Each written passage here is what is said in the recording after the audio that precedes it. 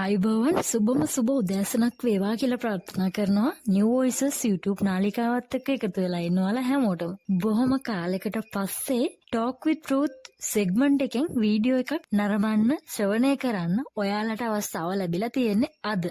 අද විශේෂ දවසක්. මොකද්ද අද දවසේ තියෙන සුවිශේෂීත්වය? මම හිතනවා මේ වෙනකොටත් ඔයාලා දන්නම ඇති අද දවසේ තියෙන විශේෂත්වය මොකද්ද කියන එක ගැන. අද ජාත්‍යන්තර කාන්තා දින. ඉතින් කාන්තා දිනේ දවසේ කතා කරන්න විශේෂිත පුද්ගලයෙක් එක්ක අපි ලෑස්තිලා ඉන්නවා අද දවසේදී මේ හෝරාවකට ආසන්න කාලය ඇතුලේ. වැඩසටහන ආරම්භ කරන්නට මත්තෙන් මතක් කරන්න විශේෂ කාරණා කීපයක් තියෙනවා. පළවෙනිම දේ තමයි අපි මේ වීඩියෝ ඉදිරිපත් කරන්නේ බොහෝ දුෂ්කරතා මැද්දේ. ඒ නිසා ඇතිවන විවිධ බාධා මගහැරවා ගනිමින් තමයි අපි මේ වීඩියෝ ඉදිරිපත් කරන්නට ඕනේ. ඉතින් වටපිට ඇතිවෙන ශබ්ද පිළිබඳ අවධානය යොමු නොකර අපිත් එක්ක එකතු වෙන්න පුළුවන් නම් ගොඩාක් හොඳයි කියන එක මතක් කරන්න ඕනේ. ඉතින් ඒ සම්බන්ධව අපේ කනගාටුව ප්‍රකාශ කරනවා. අපේ ඇති වෙලා තියෙන තාක්ෂණික අපහසුතා නිසාවෙන්. ඒ වගේම ගොඩාක් ආදරයෙන් මම ආරාධනා කරනවා New Voices YouTube නාලිකාවේ Talk with Truth වැඩසටහන නරඹන්න ආසාවෙන් ඉන්න ඔයාලට අපේ YouTube channel එක subscribe කරලා තියාගන්න. ඒ වගේම ඔයාලගේ ආදරණීයයන් අතරේ බෙදා ගන්න අමතක කරන්නත් එපා. අදහස් යෝජනා චෝදනා තියෙනවා නම් හැමදේම අපිට කමෙන්ට් එකක් විදිහට එවන්නත් පුළුවන්.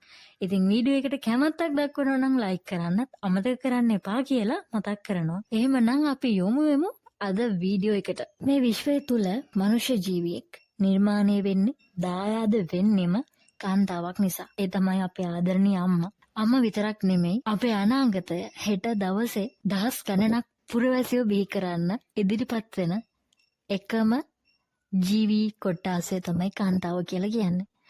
ඉතින් සියලු දෙනාගේම වැඳුම් පිදුම් ගරු බුහුමන් වලට ලක්විය යුතු කාන්තාවන්ට විශේෂිත වූ අද දිනය ගැන කතා කරන්න මම සම්බන්ධ කරගත්තා මේ සුවිශේෂී පුද්ගලයාව. ඔහු පිරිමියෙක්. කාන්තාවන් ගැන කතා කරන්න, වර්ණනා කරන්න, හදවතින් කතා කරන්න නම් ඕනතරම් පිරිස ඉන්නවනේ නේද? හදවතින් කතා කරන්න පුළුවන් පිරිමියෙක්, හැකියාව තියෙන පිරිමියෙක් අද අපිත් එක්ක එකතු වෙලා ඉන්නවා. ඔහු කවුද කියලා කියනවා නම් දෘශ්‍යබද්ධ ජනතාව අතරේ ඔහු සුවිශේෂී පුද්ගලයෙක් සහ ප්‍රසිද්ධ පුද්ගලයෙක්. මං හිතනවා, විශ්වාස කරනවා දෘශ්‍යබද්ධ ජනතාව අතරේ මොහු නොදන්න කෙනෙක් ඉන්නට විදියක් නැහැ කියන එක. ඉතින් අපි කොච්චර කොහොම කිව්වා වුණත් එහෙම නොදන්න අයත් එන්න බැරි නැහැනේ නේද? ඒ අයට දැනගන්න සහ අපිව නරඹන, අපිව ශ්‍රවණය කරන සුවහසක් සහෘදයින්ට දැනගන්න අපි ඔහු ගැන මෙහෙම කියන්න. විටක ඔහු ආදරණීය දරුවන්ගේ සිත් සතන් දියුණු කරන ආදරණීය ගුරුවරයෙක්. තවත් විටක පරිගණක දැනුම ඔය සීමාවකින් තොරව ඕනම කෙනෙකුට බෙදා දෙන්න දක්ෂ පරිගණක උපදේශකවරයෙක්. ආයුබෝවන් කියලා පිළිගන්නවා අද වැඩසටහන වෙනුවෙන් කැලුම් ප්‍රසන්න සූරිගේ මහත්මයා. ආයුබෝවන් සෙව්වන්දි. කැලුම් මහත්මයා, මම කැමති ඔබතුමා වැඩසටහන ආරම්භයට මත්තෙන් ඔබතුමා ගැන විශේෂ හැඳින්වීමක් කරනවා නම්. මොකද ඔබ නොදන්න පිරිස වෙනුවෙන් ඔබ කවුද කියලා හැඳින්වීමක් කරනවා නම් මම කැමතියි. මගේ නම කැලුම් ප්‍රසන්න සූරිගේ. මම කොළඹ විශ්වවිද්‍යාලයේ උපාධිධාරියෙක් කලා විෂය ධාරාවෙන්. ඊට අමතරව මම වර්තමානයේ රැකියාව කරන්නේ ගුරුවරයෙක් විදිහට මීගමුව සාන්ත සිල්වෙස්ටර් විද්‍යාලය ඒත්තු කාල මීගමුවේ. ඊළඟට මම අපේ සහෘදයින් වෙනුවෙන් පරිගණක උපදේශකවරයෙක් විදිහටත් මම අධ්‍යාපන ඩිජිටල්කරණය පිළිබඳ කාර්ය සාධන බලකායේ අග්‍රාමාත්‍ය කාර්යාලයේ ආබාධිත ප්‍රජාව නියෝජනය කරන උපදේශකවරයෙක් විදිහටත් වැඩ කරනවා. ඒ වගේම අපේ ශ්‍රී ලංකා දෘශ්‍යාබද්ධ උපාධිධාරී මණ්ඩලයේ කමිටු සමාජිකයෙක් විදිහටත් මම වැඩ කටයුතු කරනවා. මගේ පවුලේ මම විවාහකයි. ආදරණීය බිරිඳගේ නම කේ.ඒ. සුජාතා දමයන්ති. දියණියක් ඉන්නවා සදිලි දම්සාරා. ඇගේ නම. ඒකම මගේ පාර්ශවයෙන් මව සහ පියා ඉන්නවා. ඒක මට මම තමයි පවුලේ වැඩිමලා. මට සහෝදරයෝ කෙනෙක් මල්ලි ප්‍රදීප් ලක්මාල්, නංගි ප්‍රසන්න ලෝකා සහෝදරයෙක් සහ සහෝදරියක් ඉන්නවා. උනුත් විවාහකයි.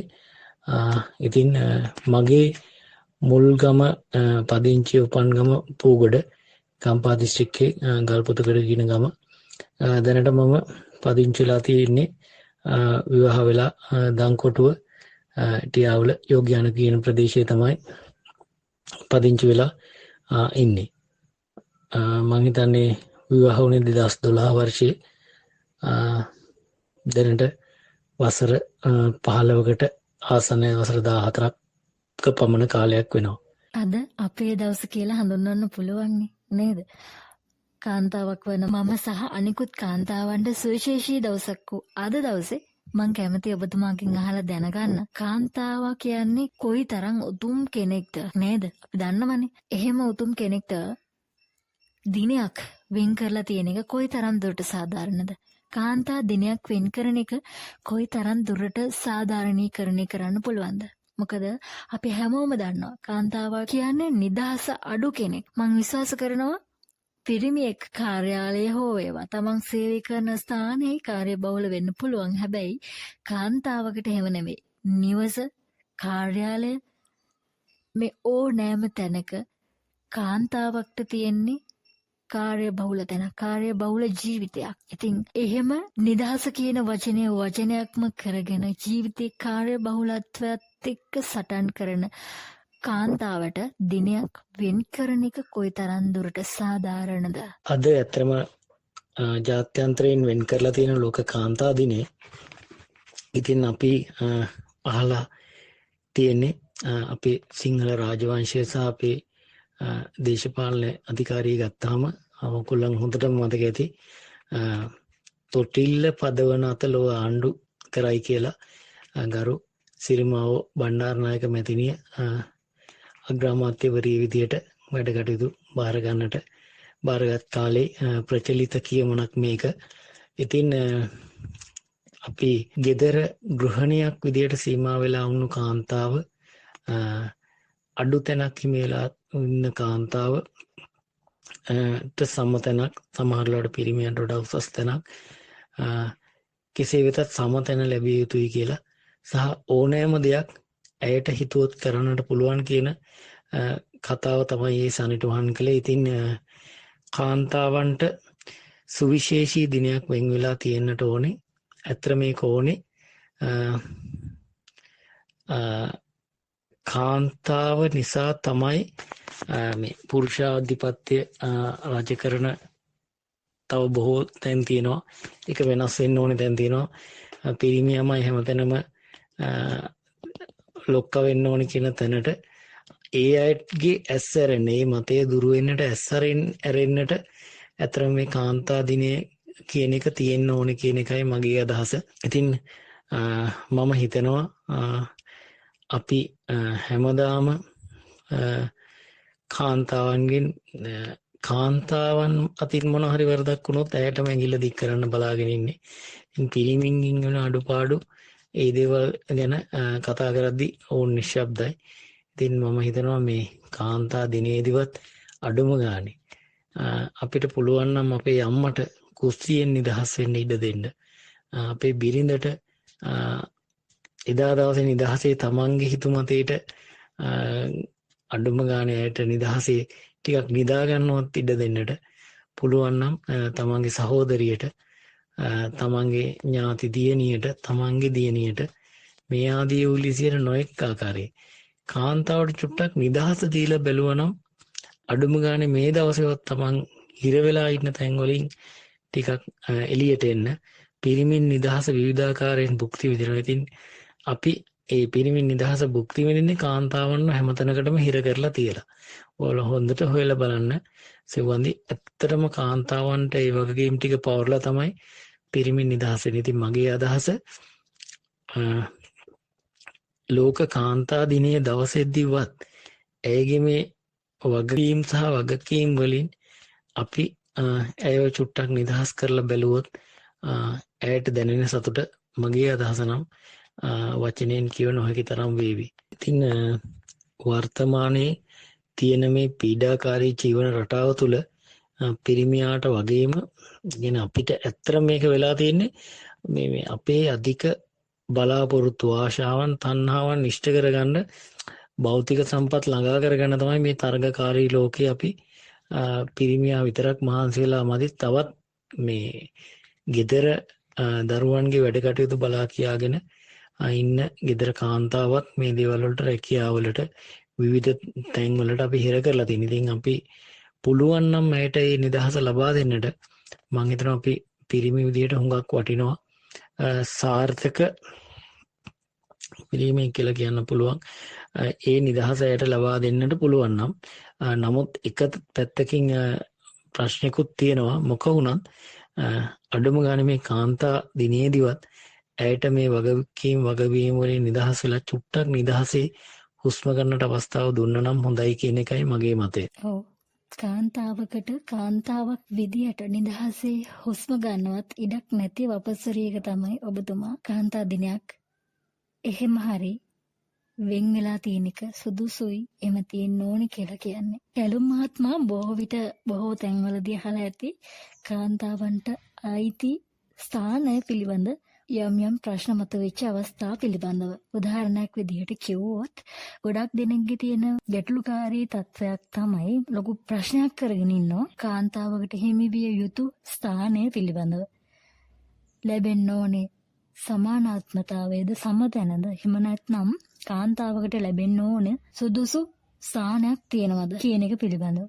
එතකොට බ්‍රාහ්මණ යුගයේ ඉඳලා මේ ඓතිහාසික රටවල කාන්තාවන් සිටිය යුත්තේ තවත් කෙනෙකුගේ යටතේ කියන එක ඔබ අනුමත කරනවද? ගොඩක් වෙලාවට අපි අහලා තියෙනවා දියණිවරු පියා යටතේත් විවිධ සැමියා යටතේත් ඒ වගේම මව එහෙම නැත්නම් මිත්තණිය තමන්ගේ පුතා යටතේ යැපෙන්න ඕනේ කියන සංකල්පය. ඉතින් කාන්තාවකට සුදුසුද මේක? කාන්තාවක් මෙහෙම කාගේ හෝ යවුම් මානසිකත්වයක ජීවත් විය යුතුද? සෙව්වන්දී අපි මේ ලෝකෙට බිහි වෙන්නේ කවුරු නිසාද? අපේ ආදරණීය අම්මා නිසා. ඒ උතුම් ගැහණිය නිසා නැත්නම් උතුම් කාන්තාව නිසා. ඉතින් මේ විශ්වය නිර්මාණය වන්නට කරන්නට අලංකාර කරන්නට දායක වෙන කාන්තාවන්ට නේද අපි ඉදර බුදුන් අම්මා කියලා කියනවා නේද? අපි ආදරණීය බිරිඳ අපේ යෙහෙළිය සොහොයුරිය සහෝදරිය එහෙම නැත්නම් අපි දෙවඟන නේද රජිනිය රාණිය විදියට හඳුන්වනවා. ඒ වගේම ආදරණීය සොයුරිය ආදරණීය දියණිය මේ හැමෝටම අපි ආදරේ එක හා සමානව බෙදලා දෙනවා. තැන් වලදී බැඳීම් මතින් වෙනස් වුණත් අපි මගේ මතය කාන්තාවන්ට අපි සමතැන දෙන්න ඕනේ. එතකොට මගේ මෙහෙම දෙයක්ත් තියෙනවා. පුංචි කාලේ ඔය බ්‍රාහ්මණයින්ගේ මේ අපේ ආසියාතික රටවල වල ඉන්දියාවේ නේද බ්‍රාහ්මණයින්ගේ මත එක්ක කාන්තාවන් බොහෝ පහත් කොට සැලකුවා. ඒ පිරිමි උසස්යයි හැම වෙලේම කියා ගන්න. නමුත් කාන්තාව සහ දරුවා පුංචි කාලේ පියා යටතේ වැඩි හිට තරුණ කාලයේ තමන්ගේ දෙව්මව්පියන් යටතේ විවාහ වුණාන් පස්සේ තමන්ගේ සැමියා යටතේ ඔබ කියන විදිහට සමේ බ්‍රාහ්මණ කේමන් අනුව වය වෘද්ධ වුණාම තමන්ගේ වැඩිමහල් පුතා යටතේ ඉන්න ඕනේ කියලා කියනවා. හැබැයි මේ කවුරුත්ම නැතුව පුංචි කාලේ තමන්ගේ ආදරණීය සැමියා මිය ගිය තමන්ගේ ආදරණීය පියසෙනෙහස අහිමි වෙච්ච නැගී හිටපු කාන්තාව නැද්ද නේද? ඕනතරම් උදාහරණ තියෙනවා. වැඩි දුර යන්න ඕනේ නෑ. මගේ ආදරණීය බිරිඳගේ පියත් ඇයට අවුරුදු 7 දී තමයි අහිමි වෙන්නේ. හැබැයි වෙන විවාහයක් කරගන්නේ නැතුව තමන්ගේ ජීවන වෘත්තිය කරගෙන දරුවන් හරි හම්බ කරලා ඔවුන්ට හොඳට උගන්වලා විශ්වවිද්‍යාලයට යන මට්ටමට ඔවුන්ට උගන්වලා ඇති දැඩි කරලා ඔවුන්ට හොඳ ආවාහ විවාහ කර දීලා එහෙම කරපු කෙනෙක් තමයි ආදරණීය බිරිඳගේ මව. එතකොට කාන්තාවන්ට හිතුවොත් ඒ ශක්තිය ඇය තුළ තියෙනවා. ඔය කොච්චර කතන්දර කතා කරත් බාල කාලේ පියා යටතේ තරුණ කාලේ තමන්ගේ ස්වාමියා යටතේ වයසට ගියාම වැඩිමල් පුතා යටතේ කියලා කිව්වට උත්තරීතර මව් පදවිය ලබද්දී ඒ වේදනාව ගන්න කිසිම පිරිමියෙක් ඉදිරිපත් වෙන්නේ නැහැ. ඒ වේදනාව දන්නේ හැම පමණයි. ඉතින් මගේ අදහස කාන්තාවන්ට සමතැන නෙමෙයි ඊට වඩා උසස් තැනක් හිමි වෙන්න ඕනේ. ගෞරවයේ ආදරේ ලැබෙන්නට ඕනේ. ඉතින් ඇයට පුළුවන් නම් මේ උසස් වූ වේදනාව අදි මට ඒකට කියන්න සිංහල වචන නැහැ. ඒ අසීරු කාර්යය කරන්නට ඇයට තවත් කාගේවත් රැකවරණයක් අවශ්‍ය නැහැ කියන එකයි මගේ අදහස. ඒ කියන්නේ එහෙම තවත් කෙනෙක් යටතේ ඉන්න ඕනේ නැහැ. ඇයට පුළුවන් ස්වාධීනව කටයුතු කරන්න. ඕනතරම් සමාජයේ උදාහරණ තියෙනවා සෙව්වන්දි. ඒ ගැන මම හිතන්නේ මම කිය යුතු නැහැ. බොහෝ උදාහරණ තියෙනවා. අර ළඟම උදාහරණය තමයි මම කිව්වේ. ඒ වගේ චරිත ඕනතරම් ඔබගේ මගේ ජීවිතවල හම්බ වෙලා තියෙනවා. ඉතින් මගේ මතය කාන්තාවන්ට තව කෙනෙක් යටතේ ඉන්නට අවශ්‍ය නැහැ. හැබැයි මනා පෞරුෂයක් සුහදශීලී ලෙන්ගතුකම හොඳ ආදරයක් ලැබෙන්නට එයහා කරට කර එයහා ගහට වෙල ඕනේ වගේ. ඉතින් පුරුෂ ආදරයක් ඒ සහෝදර බැඳීමක් ලෙන්ගතුකමක් සෙනෙහසක් තියෙනවා නම් ඇයගේ ජීවිතය තවත් සාර්ථක වෙනවා කියන එකයි මගේ අදහස. අනිවාර්යෙන්ම අද වැඩසටහන වෙනුවෙන් කැලොම් ප්‍රසන්න සූරිගේ මහත්මයා සම්බන්ධ කරගත්ත කාන්තාවන් ගැන කතා කරන්න පුළුවන් පිරිමි පුජ්‍යලෙක් සම්බන්ධ කරගත යුතු නිසාම මේ වැඩසටහනට ඉතින් මං හිතනවා ඒක සාර්ථක වේවි කියලා. මං අහන්න කැමතියි ඔබතුමාගේ මේ වෙනකොට සමාජයේ කාන්තාවන්ට පාරක තොටක බහලා යන්න බැරි තත්ත්වයක් උදා වෙලා තියෙනවා. ඉතින් කාන්තාවන්ට තිබිය යුතු ගෞරවය සමාජයෙන් ලැබෙනවද? එහෙම නොලැබෙන්නේ ඇයි? නින්දා අපහාස විනිය යුතු ජීවි කොටසක් විදිහට කාන්තාවන් අද හංගඩු ගහනවා මේ සමාජය ඇතුලේ. එහෙම වෙන්නේ ඇයි? එහෙම වෙන එක වළක්වා ගන්න කාන්තාවන් විදිහට අපි කරන්න ඕන මොනවද? කාන්තාවන් පරිස්සම් වෙන්න ඕනේ කියලා කිව්වට අපිට මේකේ තව පැත්තක් හිතන්න බැරිද? කාන්තාවන් පරිස්සම් විය යුතුමයි කියන වෙනුවට පිරිමි ඔවුන්ගේ සංවරතාවය හදාගත්තොත් වැරදි අවම කරගත්තොත් මේ ප්‍රශ්නය තවත් අතකින් විසඳ ගන්න පුළුවන් කියන එක තමයි මගේ මතය. ඔබතුමා කොහොමද මේක දකින්නේ? සෙවන්දි කාන්තාවන්ට නිඳ අපහාස කරන්නේ කවුද? පිරිමි. ඇයි ඔවුන්ගේ පහත් වූ අකෘතඥ බලාපොරොත්තු සිතැඟි ඉෂ්ට කරගන්න බැරි වුණාම. එතකොට වසලයෝ වෙන්නේ කවුද? පිරිමි. කියන්නේ තමන් කරන පහත් වූ ක්‍රියාව වෙන්නේ කෙනෙක් බ්‍රාහ්මණෙක්ව තමන් කරන ක්‍රියාව වෙන්නේ තීරණය වෙන්නේ හොඳ ක්‍රියාවක් කරොත් උසස් කුලයක කෙනෙක් පහත් ක්‍රියාවක් කරොත් වසලෙක් වෙනවා කියලා. එතකොට වසලෙක් මම මේ භාෂාවෙන් කිව්වොත් වසලෙක් වෙන්නේ පිරිමින්ගේ අවැඩ නිසා නේද? අශීලාචාර වැඩ නිසා, අසභ්‍ය වැඩ නිසා. එතකොට ඒකට එකඟ නොවන කාන්තාවට තමයි මේ චෝදනාව, අපහාසය, නින්දාව. ඉතින් මං අහන්නේ පිරිමිය හරිද?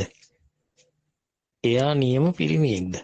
ඒ විදිහට අපහාස කරලා තමන්ගේ පහත් ආශාවන් ඉෂ්ට කරගන්න බැරි වෙච්ච පිරිමි. ඉතින් මම කියන්නේ සෙව්වන්දි අපි සමාජයේ විවිධ ප්‍රශ්න වලට මුහුණ දෙන කාන්තාවෝ ඉන්නවා. තමන්ගේ සැමියා කාලේ මේ යන මද්ද්‍රව්‍ය වලට ඇබ්බැහි වෙන තවත් විවිධ වූ රෝගාබාධ වලට ගොදුරු වෙලා සමාජයේ තනි වෙන කිසිම ආවරණක් නැති අසරණ වෙන කාන්තාවෝ ඉන්නවා. තමන්ගේ පහත් හැඟීම් ආශාවන් ඉෂ්ට කර ගැනීම අරමුණින් නොවුන්ට ලං වෙනවා නම් එයා ඇත්තරම මිනිසෙක්ද නැත්නම් පිරිමියෙක්ද එහෙම නැත්නම් තිරිසන් සතෙක්ද කියන එක ගැන සිතීම මේක ශ්‍රවණය කරන අපේ සහෘදීන්ටම බාරයි. ඒකම කියන්න ඕනේ සෙව්වන්දි අපි කාන්තාවන්ට අපි හැම වෙලෙම අපේ අම්මා වගේ කියලා හිතුවොත්, අපේ බිරිඳ වගේ කියලා හිතුවොත්, අපේ සහෝදරිය වගේ කියලා හිතුවොත්, හැම සමාජයේ හැම කෙනෙක්ම දියණියන්ට අපේ මේ මගේ දුවෙක් වගේ කියලා හිතුවොත්, ඔය කියන නින්දා පහස කාන්තාවන්ට කිසිම පිරිමියෙක් අතින් එල්ල වෙන්නේ නැහැ.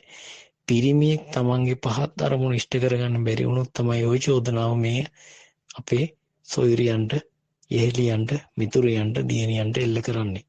ඉතින් අපි අර විදියට දකින්න පටන් ගත්තොත් හැම කාන්තාවක්ම මේ විදියට සහෝදරයෙක්, මවක්, යෙහෙලියක් කියන ආකල්පයෙන් හැමෝම දිහා බැලුවොත් අපි සුන්දර ලස්සන සිල්වත් සමාජයක් බිහි කරගන්නට පුළුවන්. ඒ සමාජය තුළ කාන්තාවන්ට අවලාද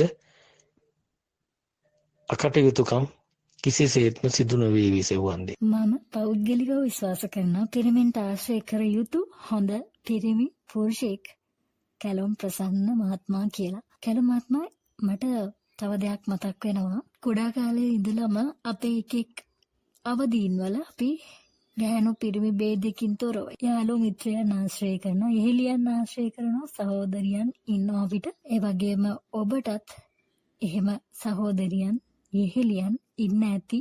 ඔබ පහු කරපු මේ වර්තමාන සහ ඒකාබද්ධ සියලුම අවදීන්වල ඔබට තින් ඇති යෙහෙලියන්, සහෝදරියන්. ඔබ කලින්ම සඳහන් කරා ඔබට සහෝදරියක් ඉන්න වග. ඉතින් ඒත් එක්කම ඔබ පියෙක්. ඒ හැමදේමත් එක්ක ඔබ හිතන විදියට කාන්තාවන්ට ලැබිය යුතු ආරක්ෂාව කොහොමද? ඔබෙන් ලැබෙන්නේ ආරක්ෂාව කොහොමද? සහ ඔබ කාන්තාවන් වෙනුවෙන් දක්වන ගෞරවය මොන වගේ එකක්ද? සිව්වන්දි මගේ ජීවිතේ ලේඥාතීත්වයෙන් අම්මා නංගි ඇරුණාම මගේ ජීවිතේ වැඩිපුරම හිටියේ යෙහෙලියෝ. එහෙම නැත්නම් කාන්තාව, එහෙම නැත්නම් සොයුරියෝ, එහෙම නැත්නම් මිතුරියෝ. පාසල් ජීවිතේ මම හිතන්නේ 1-5 පන්ති වලදීත් එහෙමයි, 6-11 පන්ති වලදීත් එහෙමයි, 11-13 පන්ති වලදීත් එහෙමයි. වැඩියෙන්ම මට උදව් කරේ කාන්තාව. එතකොට අපේ සොයුරු හිටියේ නැත්තේ නෑ, හිටියා. හුඟක් හොඳ සොයුරු හිටියා. නමුත් වැඩිපුර මගේ ජීවිතයේදී යෙහෙලියෝ, සොයුරියෝ නැත්නම් මිතුරියෝ. එතකොට අපි සම වයසේ මිතුරියොත් එක්ක ටිකක් වැඩිපුර විහිළු කරාට, හැබැයි ඒක අපි විහිළුවක් විදිහටම තියාගන්න හැම වෙලෙම පරිස්සම් වුණා. ඒකේ අදහස මේ තරුණ කාලෙදී හිතේ ඇඳුණු රූප තිබුණ නැහැ කියන එක නෙවෙයි. එහෙමයි හිටියා. හැබැයි හැමෝම නෙමෙයි. එහෙම හිටියේ එක්කෙනෙක් හෝ දෙන්නෙක් විතරයි. හැබැයි ඒ අයට හානියක් වෙන විදිහට කවදාවත් ලං කරගත්තේ නැහැ. ඒක. අනිත් එක විශ්වවිද්‍යාල ජීවිතේ මගේ හුඟක් වැඩවලදී මගේ බිරිඳ මුණ ගැසුණත් මගේ හිතේ හුඟක් යෙහෙලියෝ. එතකොට මම එයාව තෝරගන්නේ වෙන විශ්වවිද්‍යාලයකින්. අපි මම හිතන්නේ අවුරුදු 6ක් පමණ ආදරය කරලා විවාහ වුණේ. එතකොට එයා දන්නවා මම මේ ආශ්‍රය කරන්නේ කවුද? වැඩිපුර ඉන්නේ යෙහෙලියෝ. ඒ අයත් එක්ක මම ගනුදෙනු කරන විදිය මගේ ආදරණීය බිරිඳ හොඳට දැනගෙන හිටියා. ප්‍රේමවන්තයක් වෙලා ඉඳෙද්දි එක තැනකදී මට හොඳට මතකයි ජයවර්ධනපුර විශ්වවිද්‍යාලයේ ඉගෙනුම ලබන කාලේ අපි දෙන්න මම කොළඹ අපි සහභාගී වුණා තරුණ සේවා සභාවේ වැඩසටහනකට. මගේ කැම්පස් එකේ අපේ බැච් එකේ අපේ සොයුරියක් ඇවිල්ලා මගේ ඔඩොක්කුවෙන් වාඩි වුණා. වාඩි වෙලා කිව්වා මචං බත් කටක් කවපන් කියලා. මම බත් කට කැවුවා. මගේ ආදරණීය බිරිඳ මට එහා පැත්තේ වාඩි වෙලා එයාට කිසිම ගාණක් නැහැ. ඇය දන්නවා මේ කරන්නේ සහෝදරකමට, යාළු ෆිට් එකට. එතකොට ඒක දැකපු වෙනත් තවත් සොයුරියක් කිව්වා මේ ජේෂ්ඨ උත්තමාවියක් නැත්නම් අපි ජේෂ්ඨ සහෝදරියක් මල්ලි ඕක වැරදීනේ කියලා. අපි දෙන්නම නිශ්ශබ්ද වෙලා hina වුණා. ඒ නිශ්ශබ්ද වෙලා ඒක අහගෙන ඉඳලා hina වුණා. අපි දෙන්නටම එහෙම ප්‍රශ්නයක් තිබුණේ නැහැ. එතකොට එතනින් නයින් වෙලා අපි විශ්වවිද්‍යාල ජීවිතයෙන් පස්සේ රාජකාරී ජීවිතේ රැකියා ස්ථානවල අපි දෙන්නටම එහෙමයි. ඇයට පිරිමි හාලුවන් උදව්වට ඉන්නවා වගේම මට වැඩිපුරම ඉන්නේ ඉහෙලියන්. පිරිමි අය ඉන්නවා ඉහෙලියන්. හැබැයි මෙහෙම දෙයක් තියෙනවා. ඒ රාජකාරී ජීවිතේ මම 2009 ඉඳලා 13 වෙනකන් වෘත්තීය පුහුණු අධිකාරියෙ හිටියා. ඒ කාලේදී ඉහෙලියන් සොයුරියන් විදිහට ඇසුරු කරා උදව් උපකාර ලබා ගත්තා. නමුත් මේක හුඟක් වැඩි වෙනවා ගුරු ජීවිතයට ආවයන් පස්සේ 2013. මොකද ගුරු ජීවිතේ අර ටෙක් එකේ ඉන්නා වගේ නෙමෙයි. ගොඩක් ඒවා මේ ප්‍රායෝගිකව ලියන්න තියෙනවා. කොළ පිරවිල්ලක් හුඟක් තියෙනවා.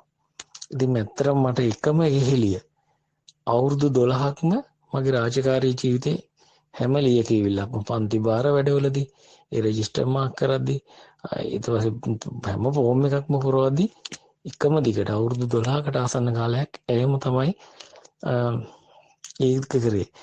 ඉතින් බිරිඳ දන්නවා අපි අයව බලන්නට අවුරුද්දට ගෙදර යනවා. ඇයගේ පවුලේ අයත් අපිත් එක්ක එකතුයි. ඉතින් ඒ වගේ අපි හරි සහෝදරත්වයෙන් හිටියා. ඉතින් අපි ඒ ගෞරවය දුන්නා. යාළුවෝ විදිහට විහිළු තහරු කරද්දී ඒ චාරිකා යද්දී ඒ දේවල් වලදී අපි ඒ ගරුත්වය දුන්නා. ඒ හැමෝම දන්නවා සාමාන්‍යයෙන් මං ගෙදර බිරිඳක් දන්නවා රෑ 10න් පස්සේ කියන්නේ සහෝදරියෝ මේ මගේ ඥාතීන් නැරෙන්න මම කිසිම කාන්තාවකකට දුරකථන ඇමතුමක් ලබා ගන්නේ නැහැ. එහෙම ලබාගෙන තියෙනවා නම් හරිම අඩුයි. අතේ ඇඟිලි ගානට අත්කකොල්ල වල ඇඟිලි ගානටත් වඩා අඩුවෙන්. මොකද මම එහෙම ගන්නෙ නැහැ. ඒක හුඟ දෙනෙක් දන්නවා. මම රෑ 10න් පස්සේ 10 11න් පස්සේ නම් කීරොත් කතා කරන්නේ ඒකම මම වර්තමානයේ රාජකාරී කරන්නේ වෙනත් පාසලක. දැන් මම ඉස්සෙල්ලා සඳහන් කළ යුතුකාල සිල්වෙස්ටර් විද්‍යාලේ. මේ හැමෝම දන්නවා. සාකොච්චිකඩේ සහෝදරියොත් දන්නවා. සාමාන්‍යයෙන් අපි පාටි වලදී මෙහෙ ගිහිල්ලා මගේ වාහනේ ගොඩක් අපේ ඉහෙලියෝ යනවා. මම විදුරු මහත්තයත් එක්ක යද්දී ඒ ඉහෙලියෝ හැමෝම වුණුත් අඳුරනවා.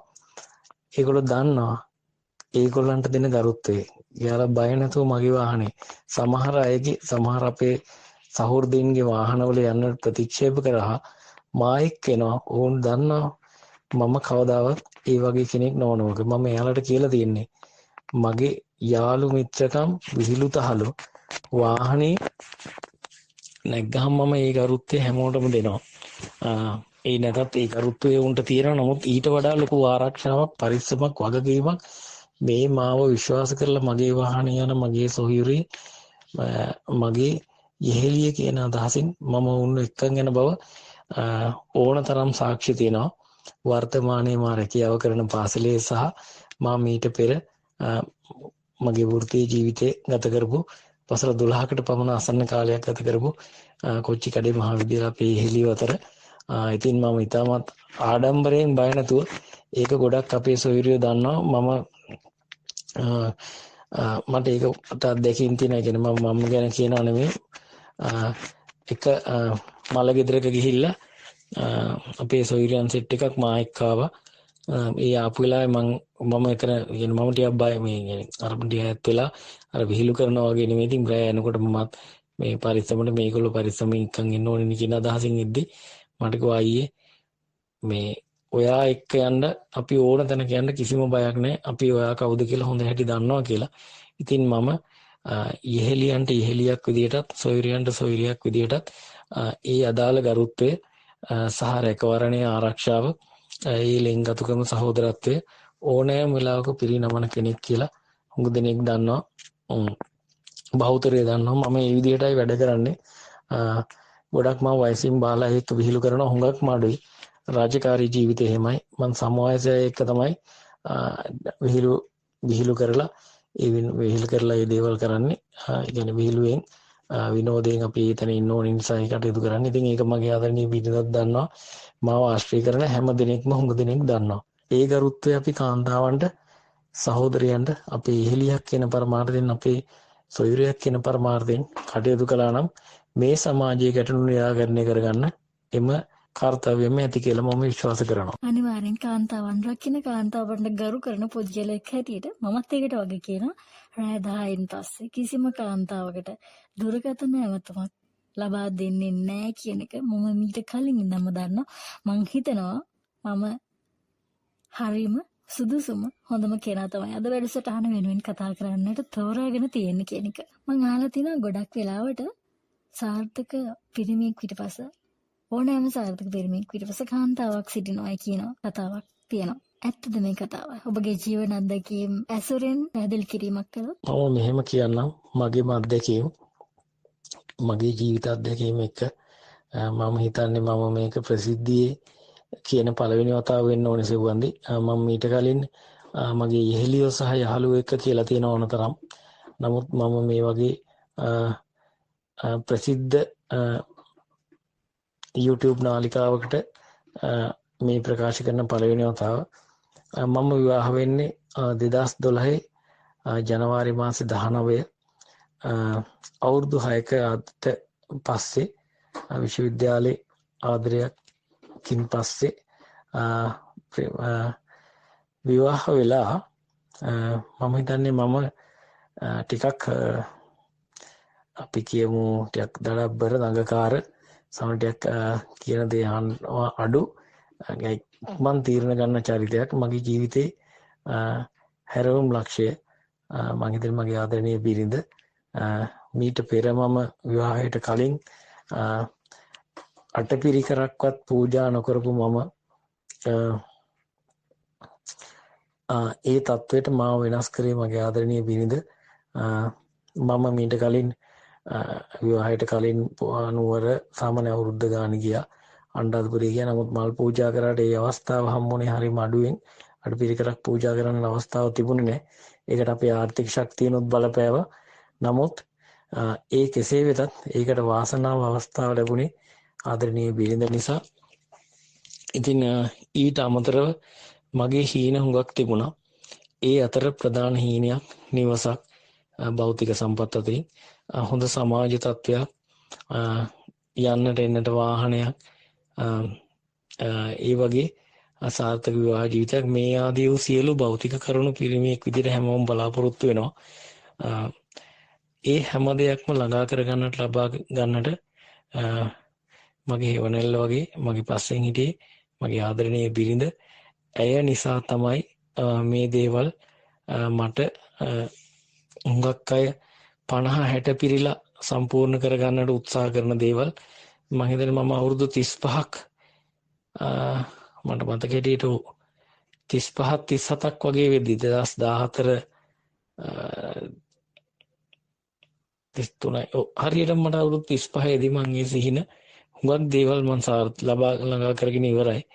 ඉතින් මගේ ඒ සිහින පිටුපස සිහින සාර්ථක කරගන්නට යෝධ ශක්තිය උනේ මගේ ආදරණීය බිරිඳ. ඒක මම ඕනම තැනක කියනවා. ඒ නිසා තමයි මේ දේවල් මට ළඟා කරගන්නට ලබා ගන්නට හැකියාව ශක්තිය ධෛර්ය ලැබුණේ. වෙන උදාහරණ අවශ්‍ය නැහැ කියලා මම හිතනවා. ඕනෑම සාර්ථක පිරිමියෙකු පිටිපස ඔහුගේ හේවණල්ල වගේ ආදරණීය බිරිඳ එක්ක අම්මා එක්ක සහෝදරිය අනිවාර්යෙන්ම සිටිනවාමයි. එහෙම නැත්නම් යෙහෙලිය. මේ කවුරුන් හෝ කෙනෙකු හෝ ඊට වඩා වැඩි ප්‍රමාණයක් ඉන්නවා කියන සාක්ෂි ඕනතරම් උදාහරණ වලින් හොයාගන්න පුළුවන්. ඉතින් වෙන උදාහරණ අවශ්‍ය නැහැ. මම ගැනම කිව්වේ ඒක නිසා. බොහොම සාර්ථක බොහොම හොඳ උත්තරයක්. මං හිතනවාද ඔබගේ බිරිඳ මේ වැඩසටහන ශ්‍රවණය කරાવી නරඹાવી. ඉතින් අය අතිශයින්ම සතුටු වේවි. තමන්ගේ සෙමියා මේ තරම්ම කාන්තාවන් පිළිබඳව ගෞරවාන්විතව කතා කරන සහ ගෞරවය දක්වන කාන්තාවන් රකින්න පුද්ගලෙක් වීම සම්බන්ධව. ඒ වගේම තමයි කෙලුම් මහත්මයා මට තව දෙයක් ඔබගෙන් අහන්න ඕනේ සහ අපේ හිතවතුන් හිතවතියන් වෙනුවෙන් මේ දෙයට උත්තරයක් අනිවාර්යෙන්ම අවශ්‍ය වෙනවා. ගොඩක් කාන්තාවන් පැටලිලි සහගතව ගැටලුකාරී තත්වයක පසු වෙනවා මේ කාල සීමාව තුළ සමාජයේ ඇතුලේ. ඒ තමයි ප්‍රේම සම්බන්ධතා ආශ්‍රිත ගැටලු ප්‍රශ්න. විශේෂයෙන්ම පාසල් දරුදැරියන් ප්‍රේම සම්බන්ධතා පටන් අරගෙන ජීවිතේ එහෙම් පිටින්ම කඩා වට්ටගත් අවස්ථා අපි ඕන තරම් දැකලා තියෙනවා. එහෙම අවස්ථා ඕන තරම් මේ සමාජයේ තියෙනවා. ඒ විතරක් නෙවෙයි ප්‍රේමය සහ රාගය අතර ඇති පැටලුණු සාගත ස්වභාවය නිසා කාන්තාවන්ගේ ජීවිතවලට බලපෑම් බලහත්කාරකම් ඇති වෙන අවස්ථාත් ඕන තරම් තියෙනවා. මම හිතන්නේ ඔබත් ඒක දන්නවා. හරිම කනගාටුවෙන් වුණත් කියන්න ඕනේ මේ සමාජයේ බහුතරයක් දෙනෙකුට අත්විඳින්නට අත්දකින්නට ලැබෙන දේවල් තමයි මේ. ඉතින් මේ සම්බන්ධව ඔබගේ අදහස මොකද්ද? ඒ වගේම පරිශුද්ධභාවය උදරා ගන්න සමාජයක් බවට පත් වෙලා තියෙනවා. ඉතින් ඔබතුමාට ඇති ඒ සම්බන්ධව කියන අදහසක්. ඒ වගේම මම ඒක දිගුවක් විදියට අහන්න කැමති. කාන්තාවන් උනත් මේ සම්බන්ධව දැනුවත් විය යුතුයි සහ ආරක්ෂා විය යුතුයි. ඉතින් සමහර පාසල් දැරියන් අතර ඒ පරිස්සම ගිලිහිලා ගිහින් තියෙනවා. සම්ප්‍රදානුකූලව නෙවෙයි අපි ජීවත් වෙන්නේ කියන පිරිසක් ඉන්නවා. ඉතින් ඒ පිරිස ඇතුලේ ගොඩක්ම මේ දේවල් දකින්න තියෙනවා. ඔබතුමත් මම විශ්වාස කරනවා හොඳ ප්‍රේමවන්තයෙක් වෙලා ඉන්නේ නැති මීට අවුරුදු කිහිපයකට කලින්. ඉතින් ඒත් එක්ක ඔබට අද නියදිනියක් ඉන්නවා. මේ හැමදේත් එක්කම ඔබේ අදහස දැනගන්න කැමති සමාජයට විශේෂයෙන් පාසල් දරුදැරියන්ට පණිවිඩයක් ලබා දෙන්න තියෙනවද මේ සම්බන්ධව? ඒ දේත් එකතු කරගන්නවා නම් මේ පිළිතුරට ඔබගේ අදහස සහ ඒ පණිවිඩය ඒකට තමයි මේ අවස්ථාව. ඔව් සෙවන්දි. විවාහයට කලින් මම දියණියන්ට, යෙහෙලියන්ට, සොයුරියන්ට සහ මේ අහන් ඉන්න සියලුම කාන්තාවන්ට විවාහයට කලින් කෙනෙක් තනි වෙන්නට කාමරයකට යන්නට වෙනත් පහත් වූ ආශාවන් විඳින්නට පහස ප්‍රාර්ථනා කරනවා නම් ඉල්ලනවා නම් තමන්ගේ ප්‍රේමවන්තියකින් ඇත්තටම මේ විවාහය සිද්ධ කරගන්නට එපා. ඔහු සමග කීයටවත්ම විවාහ වෙන්න එපා. ඔහු විශ්වාස කළ නොහැකි පුද්ගලයෙක්.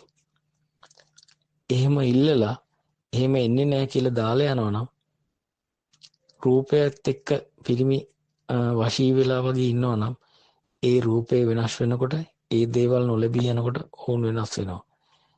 ඒ හින්දා ප්‍රේම සම්බන්ධතා ඇතුලේ හරි සුන්දරව ගත කරන්නට පුළුවන්. ඒ සෙනෙහස විඳින්නට පුළුවන්. ඒ ආදරය ලබන්නට පුළුවන්. ඒ ලස්සන කවියකට නගන්නට පුළුවන්. ඔබ ලස්සන කිවිඳියක්. මම හිතනවා ඔබ ලේඛිකාවකුත් වෙන්නේ නැති. හැබැයි ඔබ ලස්සන කිවිඳියක්. ඔබ ලියපු ගීත මම අහලා තියෙනවා සෙව්වන්දි. මමම කල්පනා කරනවා ඒ වචන කොහෙන් ආවද කියලා. බොහොමත්ම ස්තුතියි. ඉතින් ඒ සෙනෙහස විඳින්නට පුළුවන්. ඒව ගීතයකට ගයන්නට පුළුවන්. චිත්‍රයකට නගන්නට පුළුවන්. ඒ ආදරේ විඳින්නට ඕන කාලය ඒ ආදරේ විඳලා ඒ අත්දැකලා ඒ තුලින් ලබා ගන්න අවබෝධයත් එක්ක විවාහ ජීවිතයට කෙනෙකුට යන්නට පුළුවන් නම් ඔහුත් එක්ක එකතු වෙන අය සහ ඇය සමග කරට කර ගැටෙන ඔහුව නවත්තන්නට ඔවුන් යන ඉදිරිය ලබන සාර්ථකත්වය නවත්තන්නට කාටවත්ම බෑ. ඉතින් සෙව්වන්දි අවමතාවත් විවාහයට පෙර අපේ භාෂාවෙන් අපි විවෘතව කතා කරොත් ලිංගික සබඳතාවලට යන්නට හොඳ නෑ. එහෙම යන්නට පුරුෂ පාර්ශවයෙන් ආරයුම් ලැබෙනවා නම් එතන මේ සම්බන්ධතාවය නවත්තන්න. අර තියෙන්නේ සෙනෙහස බිඳුන ඒකි බිඳ හඳන්න එපා කියලා. ඒකේ උන්වතක් ගාගෙන හිතක් හිතන්න එපා. ගැහණුන් චපලයි කියලා කියන්න එපා. මින් පසු ආයේ මාමුණ ගැසෙන්න එපා කියලා ගීතයක් තියෙනවා අපේ මට මතකයි ස්වර්ණතා කවීශ්වර වෙන්න ඕනේ ගායිකාව. ඇයගේ.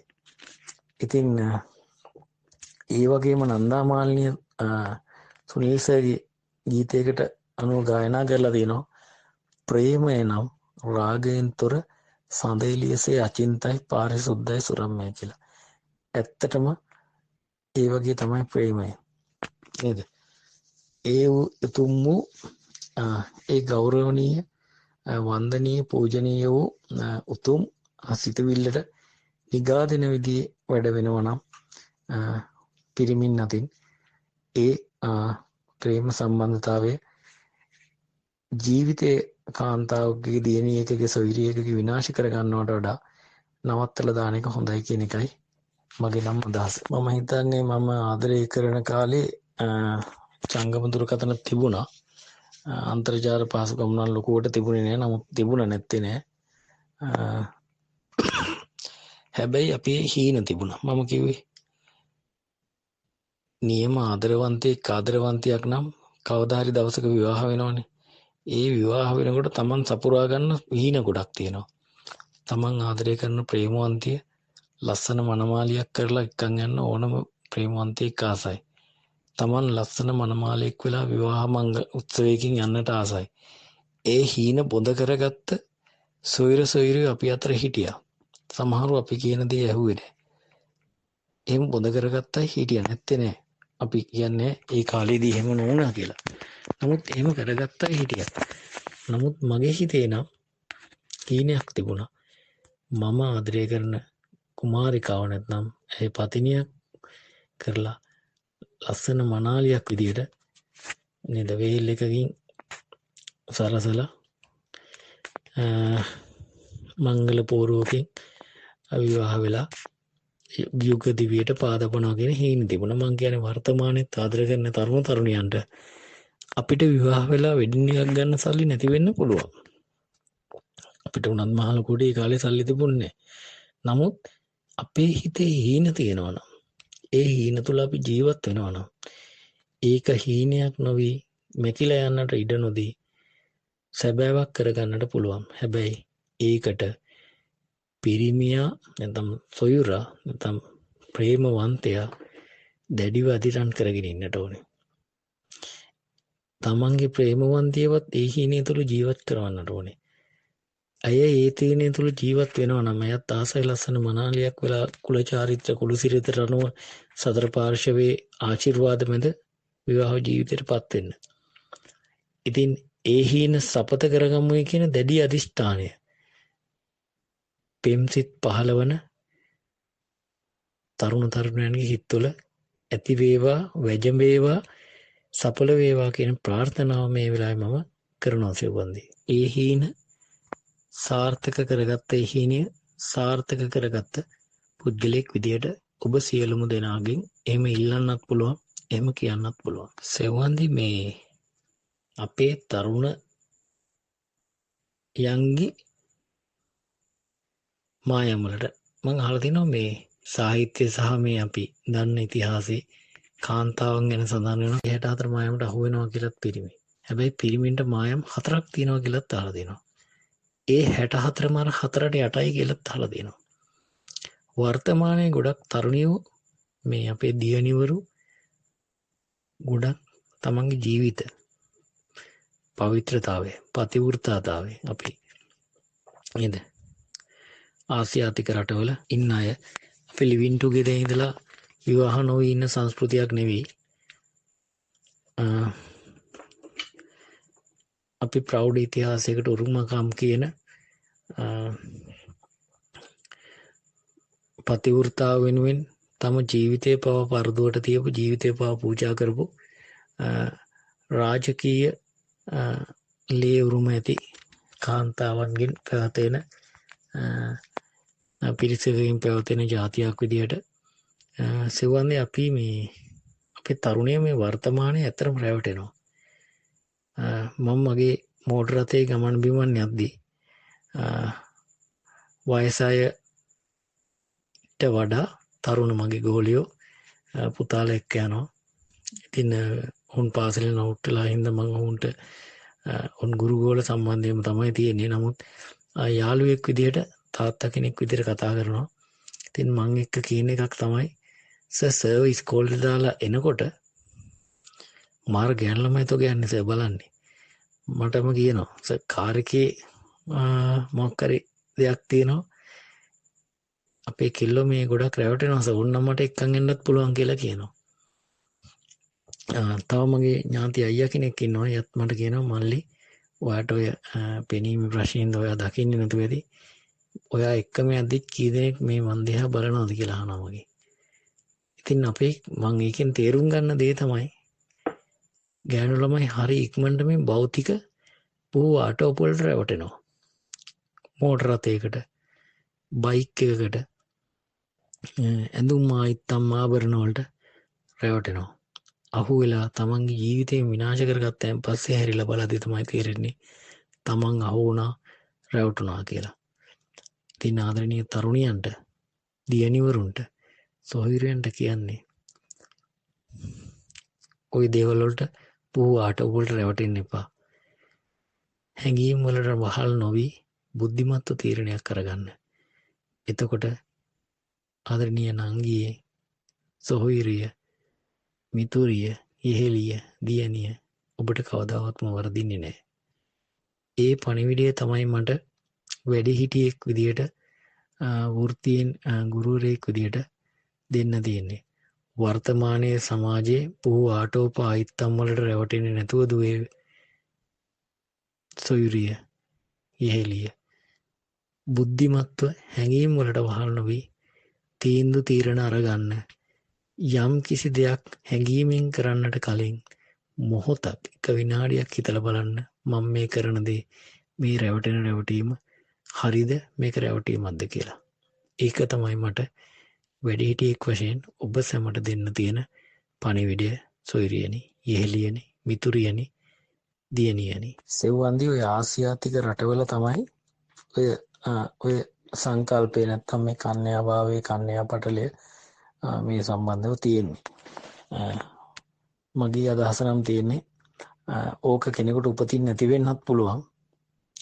හැබැයි විවාහයට පෙර අපි පාරිශුද්ධයි කියන්නේ. ඒ කියන්නේ අපි ඔය ලිංගික පැත්තට යමු නොවී ඉන්න පුළුවන් නම් ඉන්න ඕනේ. යොමු නොවි පාරිශුද්ධ වූ ප්‍රේමණීය අත්දැකීම් නේද? කවියකින්, ගීතයකින්, සුන්දර දර්ශනයකින් ලබන්නට පුළුවන්. ඒ අත්දැකීම් එක්ක ජීවත් වුණා නම් ඔය ප්‍රශ්නෙට මම හිතන්නේ හොඳම උත්තරේ වෙයි ඒක. අපි මොනම හේතුවකින්වත් අපි අපේ කත් භාෂාවෙන් අපි සිල් බිඳ ගන්න ඕනේ නැහැ. කෙනෙකුගේ පහත් අරමුණක් වෙනුවෙන්, කෙනෙකුගේ අවැඩ සහතිකත, තමන්ට අවාසි සහතිකත, තමන්ට කිසිම ප්‍රයෝජනයක් නැති විවාහයට පෙර කිසිසේත්ම සුදුසේ අනුමත නොකළ මේ ලිංගික ක්‍රියාවකට අපි යොමු නොවී ඉන්න පුළුවන් නම් ඒක තමයි වටින්නේ. ඒක තමයි සැබෑ ආදරය. එහෙම වෙන ප්‍රේමවන්තයෝ ලෝකේ ඕන තරම් ඉන්නවා. එහෙම කරන අය. ඒක තමයි නියම ආදරය. ඒක තමයි මේ කාන්තා දිනේදී කාන්තාවන්ට දක්වන්නා වූ ලොකුම ගෞරවය. ඇයගේ චරිතයට, ඇයගේ නමයට, නාමයට කිසිම හානියක් නොකරන එක. නියම සැබෑ ආදරවන්තයෙක් සහ ආදරවන්තියක් නම් තමන් ආදරය කරන ප්‍රේමවතියට කවදාවත් ඒ වගේ අවැඩ දහගත දෙයක් කරන්නේ.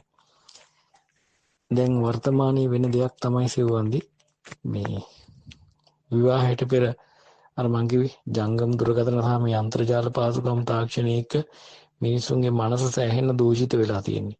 විශේෂයෙන්ම තරුණයින්ගේ, මේ යං ජෙනරේෂන් එකේ අයගේ. ඉතින් අපේ කාන්තාවන්ව, සොයුරියන්ව, යෙහෙළියන්ව, මිතුරියන්ව ඉතාමත් ඉක්මනින්ම ඕන් රවට්ට ගන්නවා. තමන්ගේ කාමුකයන්ගේ ඉෂ්ට කර ගන්නවා. ඒ විතරක් නෙමෙයි, තමන්ට ඒ දේවල් නොලැබී යනකොට ඒ දේවල් රූගත කරලා සමාජ මාධ්‍යට මුදා හරිනවා. ඒ සැබෑ ආදරයක්ද? තමන් ආදරය කරේ ඕකටද? ඒ නිසා තමන් පරිස්සම් වෙන්න. කවදාවත්ම විවාහයකට පෙර, විවාහයෙන් පසු නීත්‍ය අනුකූලව කරන්නට තියෙන දේවල් නොකර ඉන්නට. ඒකම සෙව්වන්දි මේකට තව ටිකක් එකතු කරගන්න ඕනේ. අපි ආදරය කරන කාලේ, අපි පාසල් යන කාලේ මේ ජංගම දුරකථන, වීඩියෝ, එතකොට මේ දරුවන් අතර ෆෝන්පත් වෙලා තියෙන එක මේ 2000න් පස්සේ මේ යං ජෙනරේෂන් එක අතට විශේෂයෙන් කොරෝනා වලින් පස්සේ මාර විදිහට ජංගම දුරකථන එන්නේ. පාසල් සිසුවියන් විවිධ අපයෝජන වලට ලක් වෙනවා. තරුණ ප්‍රේමවන්තයන් විවිධ අපයෝජන වලට ලක් වෙනවා. විවිධ කාමුක අවස්ථාවන් වලට ගොදුරු වෙනවා. මතක තියාගන්න, මේ ගොදුරු වෙන්නේ පිරිමින්ගේ හැසිරීම නිසා. ඔවුන් පිරිමින්ට බය මේ තමන්ගේ ආදරය නැති වෙයි කියන බය නිසා. ඉතින් ඒ වගේ මෝඩ තීරණ ඒ වගේ තමන්ගේ ජීවිතේම වරද්දව ගන්න තීරණ ගන්න එපා කියන එක මම මේ වෙලාවේ තමත් ආදරයෙන් අපේ සුවිරයන්ගෙන්, යෙහෙලියන්ගෙන්, දියණියන්ගෙන්, මිතුරයන්ගෙන් ඉල්ලනවා. මොකද ඒ දේ ගත්තයන් පස්සේ පහත් ආශාවන් රාගයේ පිටිපස්සේ ගියයන් පස්සේ දේවල් ඕන පිරිමින් ලබා ගත්තයන් පස්සේ ඔබගෙන් කිසි කෙනෙකුට වැඩක් නැහැ.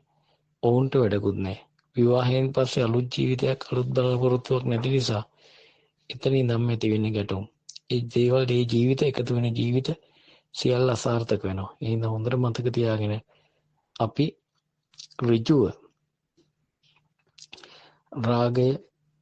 රාගයෙන් තොර ප්‍රේමයක්, සුන්දර වූ ලෝකයක් ගොඩනගලා හොඳ ආදර කතාවකින් පස්සේ එක්තැන් විවාහ ජීවිතයකට සුන්දර මුලපුරමු කියන පණිවිඩේ ඔබ සැමට, සොයුරන් ඔබ සැමට ඉතාමත් ආදරයෙන් මතක් කරනවා. දේනිවරුන්ට හොඳ පියෙක්, ශිෂ්‍යයින්ට හොඳ ගුරුවරයෙක්, ඒ වගේම සමාජයේ අනෙකුත් දෙනාට හොඳ සහෝදරයෙක් විදියට ඔබ දුන්නේ අවවාද සහ පණිවිඩ. මං හිතනවා සමාජයට කොයිතරම් දුරට වැදගත් වේවිද කියලා, සමාජයට නොසෑහෙන්න වැදගත් වේවි කියලා. මහ පොළොව වගේ හැමදේම දරාගෙන සිව්මැලිව නමුත් සංකීර්ණව නිර්මාණය වෙච්ච ගැහැණුන් ගැන අද කතා කරනකොට ඔබගේ ආදරණීය බිරිඳ ගැනත් කතා නොකර කොහොමද නේද? ඉතින් අද දවස වෙන්න පුළුවන් සිතැඟි ඉදිරිපත් කරන දවස තමන්ගේ බිරිඳ වෙනුවෙන් ඇය ගැන නිර්ලෝභීව, නිර්ව්‍යාජව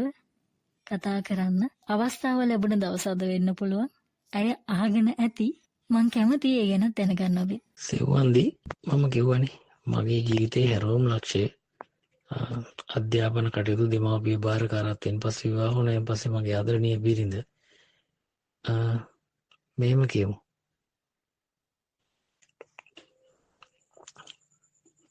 විවාහ වෙලා වසර 15කට ආසන්නයි. ජීවිතේට මම එකවතාවක් යට අත උස්සලා තියෙනවා. සැර කරලා නම් තියෙනවා ටිකක් වැඩිපුර.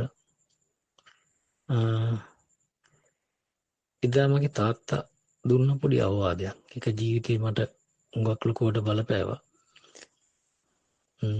ඒ වතාව විතරයි මම එයත් එක්ක රණ්ඩු වෙලා තියෙන්නේ. නිවස ඉදි කරන කාලේ එක්තරා ගහක්, මේ ගෙට උඩින් යන ගහක් මුල් කරගෙන තමයි මේ ප්‍රශ්නේ ආවේ. මම ඒ වෙලේ මම මේ ගහ කැපුවේ ඇයිද කියන එක පිළිගන්නේ නැති නිසා යට පහරක් එල්ල කරනවා. මගේ තාත්තා සාමාන්‍යයෙන් මත් වතුර, නැත්නම් අපි කියන්නේ මේ කසිප්පු නේද? තැබෑරු මේ ගමේ තියෙන ගමේ සුදු පොණ කෙනෙක්. මට තාත්තා කිව්ව එක පණිවිඩයක්.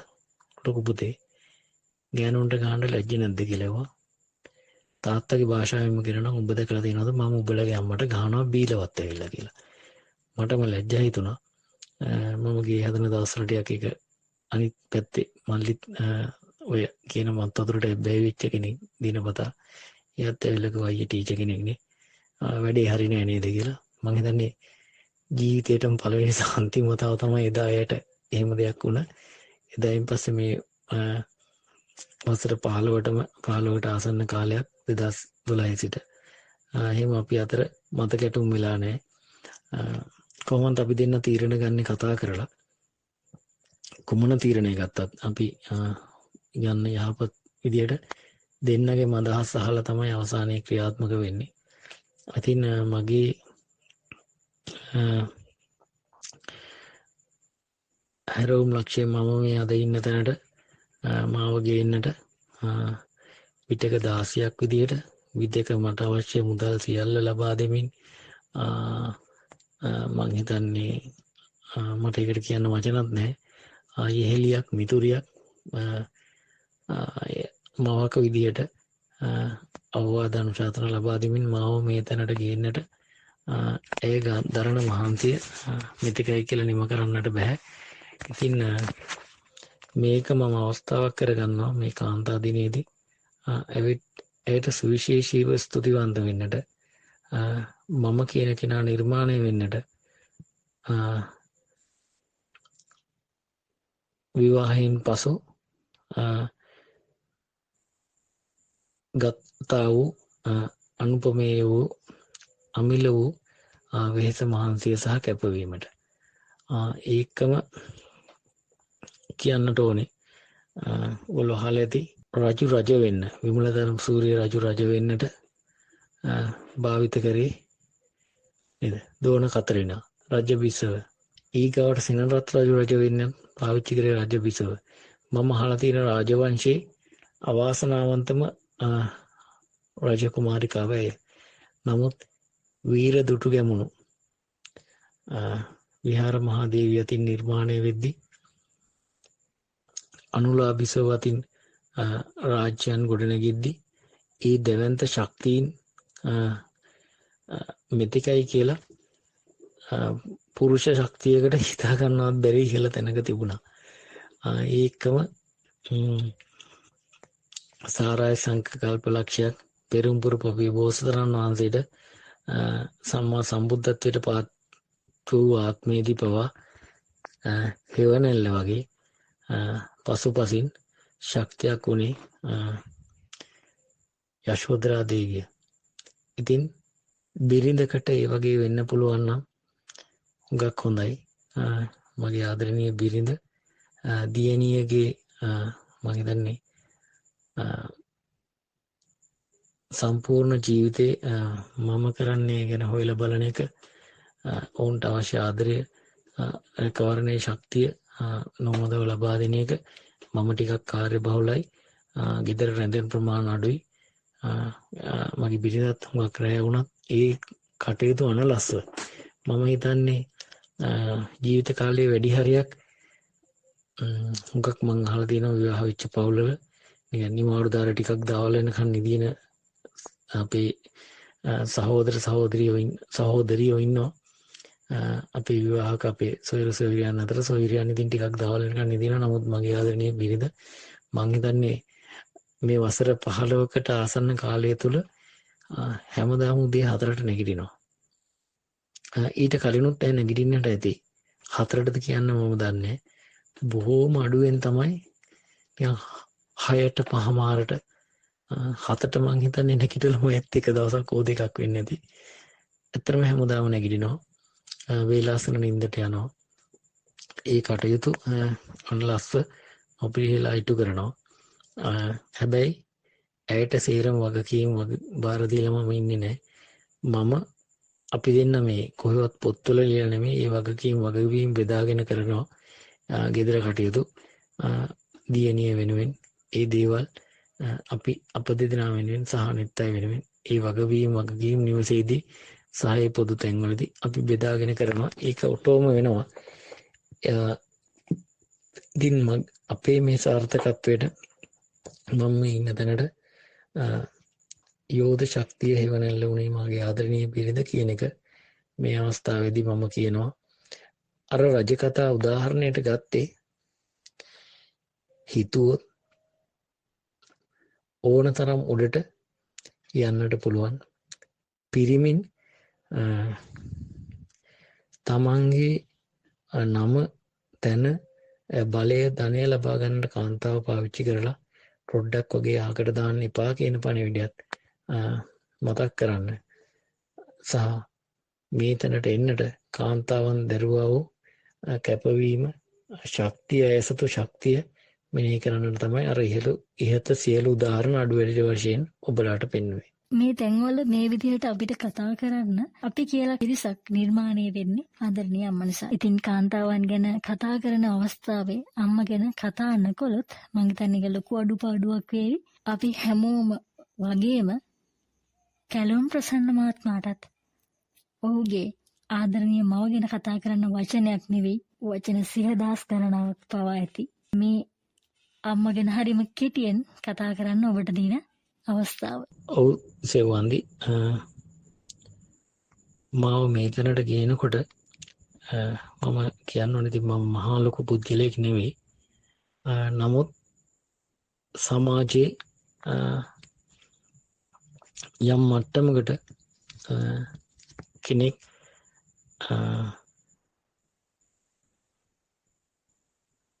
විශ්වාස කරන මිතුරෙක්, යහළුවෙක්, එහෙමත් නැත්නම් සහෝදරයෙක්. ඉතින් අපි හැමෝම එක මට්ටම. නමුත් මේ තැනට ගියද්දි අධ්‍යාපනය, පොතපතේ දැනුම් එකම පසුපස හිටියේ මගේ අම්මයි තාත්තයි දෙන්නම. ඒකෙන් අම්මා සුවිශේෂී. මගේ අම්මට පොතේ වැඩ ලොකුවට බෑ කියලා මම දැනගද්දි 6 වසර 7 වසරට විතර ගිහිල්ලා අම්මා ඒ දේවල් නොදැන උනත් මගෙන් හැමදාම පාඩම් ගත්තා. කවදාවත් ඒ දේ මට දැනෙන්නට දුන්නේ නැහැ. ඉතින් හැම වෙලේම අම්මා කිව්වේ අපිට මේ අත් වෙලා තියෙන ඉරණ මත්තුනේ ඉගෙන නොගත්ත නිසා. ඒ හින්දා අපේ ගමේ හිටිය එක මාමා කෙනෙක්. ඒ මාමා වගේ නොවි. ඒ මාමට ඇස්වල ප්‍රශ්නයක් තිබුණා. ඒ මාමා වගේ නොවි පුළුවන් තරම් හොඳට පොතපතේ දැනුම ලබාගෙන හොඳ මිනිහෙක් වෙයන් කියන අදහස තමයි අම්මා හැම වෙලේම දුන්නේ. ආදරණීය මව ගේ නම එල්.ඉන්ද්‍රාණි රුද්‍රිගෝ. මම හිතන්නේ මම විශ්වවිද්‍යාලයේ උපාධිය ගන්නකොට අම්මා එක්කගෙන ගියා. විශ්වවිද්‍යාලයට එක්කගෙන ගියා. විවිධ ප්‍රසංගවලදී එක්කගෙන ගියා. හැබැයි රැකියා ස්ථානවලදී මම ගියේ තනියම. මව සහ පියා කියන දෙදෙනාම එක්කගෙන ගියේ නැහැ. විශේෂයෙන් මව. ඔවුන් මම මගේ රැකියාව දන්නවනට ස්ථානය කොහොමද කියන්න දන්නේ නැහැ. නමුත් මම ඉස්සරහදී පුංචි උත්සවයක් කරන්නට හිතාගෙන ඉන්නවා මම ඉන්න පාසලේ. ඒ උත්සවයේදී ඇය ප්‍රධාන චරිතය වෙනවා නොඅනුමානයි. ඉතින් අපි අද මෙතන ඉන්නේ මේ කාන්තා දින ගැන, මේ විවිධ සැමරුම් වැඩසටහන් ගැන, මේ හැම රාජකාරියක්ම අපි සාර්ථකව සංවිධානය කරන්නේ අපිව මේ ලෝකෙට දායාද කරපු මව් වරු නිසා, ආදරණීය මව නිසා. ඉතින් ඒ ගුණ මෙපමණයි කියා නිම කළ නොහැකි. ඉතින් නමස්කාර පූර්වකව සිහිපත් කරනවා. එය නිසා තමයි, ආදරණීය අම්මා නිසා තමයි අපි අද යමක් ලැබුවා නම් ඒ දේවල් ලබා ගත්තේ කියලා. බොහොමත්ම ස්තුතියි කැලුම් ප්‍රසන්න සූර්ගේ මහත්මයාද අපිත් එක්ක සම්බන්ධ වුණේ අපේ වැඩසටහන වෙනුවෙන්. කාන්තාවන් පිළිබඳව කතා කරන අවංක පිරිමියෙක් විදිහට යලියලිත් ඔබට ස්තුතිවන්ත වෙනවා. ඒ වගේම වැඩසටහන අවසන් කරන්නට කලින් ඔබට ඇති අපේ YouTube නාලිකාව සහ මේ වැඩසටහන ගැන කියන්න යමක්. ඉතින් මේ කාන්තා දිනේ සෙව්වන්දී ඔබතුමේගේ YouTube නාලිකාව ඔස්සේ කාලීන මාතෘකා සහ සංවාද නිතර අපට අහන්න ලැබෙනවා. ඒ වගේම ඔබතුමීගේ අලුත් සින්දු නැත්නම් ගීත හා කාව්‍ය නිර්මාණ අපිට අසන්නට ලැබෙනවා. ඉතින් බොහොම ස්තුතියි. නිහඬව ඔබ කරන්නා වූ මෙහෙවර සමාජයේ හැමෝටම හුඟක් ප්‍රයෝජනවත් වෙනවා කියලා මම විශ්වාස කරනවා. ඉතින් ඔබට සුබ පතනවා. විශිෂ්ට නිර්මාණ, විශේෂයෙන්ම ගීතමය නිර්මාණ, ගීතානුපද මේ නිර්මාණ කරන්නට හැකියාව, ශක්තිය, ධෛර්යය ලැබේවා. වගේම කාලීන මාතෘකා ඔස්සේ නාලිකා මගින්, YouTube නාලිකා මගින්, කාලීන මාතෘකා මගින්, කාලීන තේමාවන් ඔස්සේ සමාජය නවීන තාක්ෂණය එක්ක දියුණු කරන්නට, දැනුවත් කරන්නට මේ ගත්තා උත්සාහය අපි තාමත් අගය කොට සලකනවා සහ ඔබට සුබ පතනවා. සුබ අනාගතයක්. තෙරුවන් සරණයි. එහෙමනම් නැවත දවසක අපි මෙවන් වීඩියෝ එකකින් යලිත් හමු වෙමු. ඔබට සුබ දවසක්.